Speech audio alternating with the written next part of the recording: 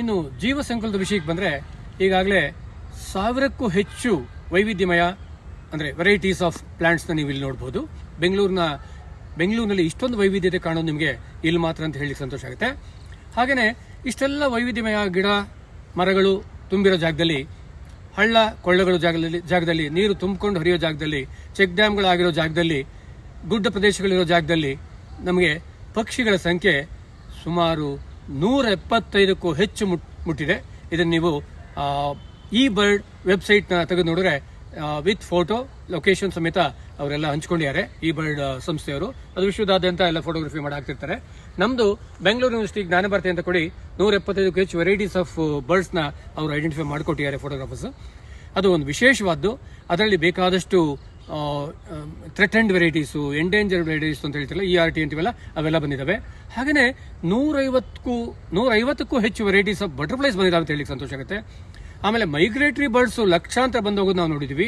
ಈ ಎಲ್ಲವನ್ನು ನೋಡೋಕೆ ಬೆಂಗಳೂರಿಗರು ಪುಣ್ಯ ಮಾಡಿದ್ದಾರೆ ಅಂತ ಹೇಳ್ಬೋದು. ಉಳಿಸ್ಕೊಂಡ್ರೆ ಮಾತ್ರ ಎಲ್ಲರೂ ಪಬ್ಲಿಕ್ಕು ಇದನ್ನು ಉಳಿಸ್ಕೊಳ್ಳಿಕ್ಕೆ ಪ್ರಯತ್ನ ಪಡಲಿ.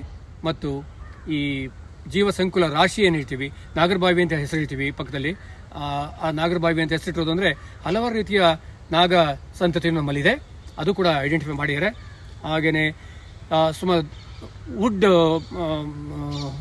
ಇದು ಜೇಡ ಅಂತೀವಲ್ಲ, ಅದಕ್ಕೇನು ಹೇಳ್ತೀವಿ, ವುಡ್ ಸ್ಪೈಡರ್. ಆ ವುಡ್ ಸ್ಪೈಡರ್ ಸುಮಾರು ಒಂದು ಹಿಡೀ ಗಾತ್ರದ ನಾವು ಫೋಟೋಗ್ರಾಫ್ ಮಾಡಿದ್ದೀವಿ. ಫೋಟೋಗ್ರಾಫರ್ಸ್ ಬಂದು ಮಾಡಿಕೊಟ್ಟಿದ್ದಾರೆ. ಇವೆಲ್ಲ ಬಂದಿದೆ ಅಂದರೆ ಒಂದು ಅದ್ಭುತವಾದ ಜೀವ ಸಂಕುಲ ಸೃಷ್ಟಿಯಾಗಿದೆ.